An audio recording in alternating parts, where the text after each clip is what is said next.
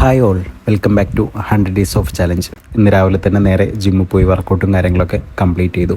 ജിമ്മിൽ പോയിട്ട് തിരിച്ചു വരുമ്പോഴേക്കും നമ്മൾ ഇന്നലെ നോക്കിയിട്ടുള്ള സൈറ്റിലേക്ക് മെറ്റീരിയൽ വന്നിട്ടുണ്ടായിരുന്നു. അപ്പോൾ നേരെ സൈറ്റിൽ പോയി അതിൻ്റെ കാര്യങ്ങളൊക്കെ ഒന്ന് മാനേജ് ചെയ്ത് അവരെ സെറ്റിലാക്കി വിട്ടു.